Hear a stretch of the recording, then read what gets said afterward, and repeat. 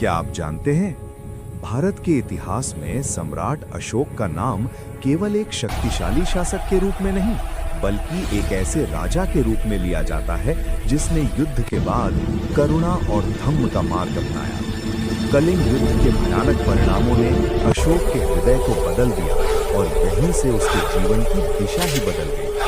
धम्म के प्रचार और धार्मिक सहिष्णुता के प्रतीक के रूप में अशोक ने बिहार की बराबर पहाड़ी पर आजीवक संप्रदाय को 4 गुफाएं दान में दी।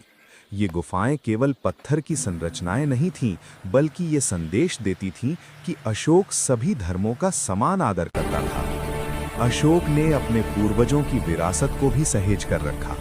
चंद्रगुप्त मौर्य द्वारा निर्मित सुदर्शन झील को उसने पुनः जीर्णोद्धार करवाया, जिससे सिंचाई और जन कल्याण को बढ़ावा मिला। धम्म को जन जन तक पहुंचाने के लिए अशोक ने जो सबसे प्रभावशाली कार्य किया वो था शिलालेखों का लेखन। इतिहासकारों के अनुसार भारत में सबसे अधिक शिलालेख अशोक ने ही लिखवाए, किंतु आश्चर्य की बात यह है कि इन अभिलेखों में उसने अपना नाम अशोक नहीं लिखवाया। इसके स्थान पर उसने स्वयं को देवानाम प्रिय प्रियदर्शी कहलवाया, अर्थात देवताओं का प्रिय और प्रजा को प्रिय लगने वाला राजा। सदियों तक ये अभिलेख मौन रहे, जब तक कि जेम्स प्रिंसेप ने उन्हें पढ़ने में सफलता प्राप्त नहीं की। इसी खोज के साथ सम्राट अशोक का भूला हुआ इतिहास फिर से प्रकाश में आया।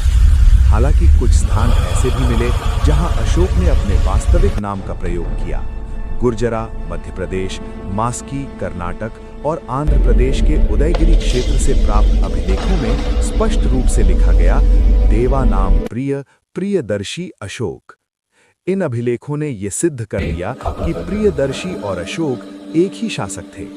माना जाता है कि अशोक को अभिलेख लिखवाने की प्रेरणा हखमनी वंश के शासक दारा यानी डेरियस से मिली थी। इन्हीं की परंपरा से प्रेरित होकर अशोक ने अपने संदेश पत्थरों पर खुदवाए।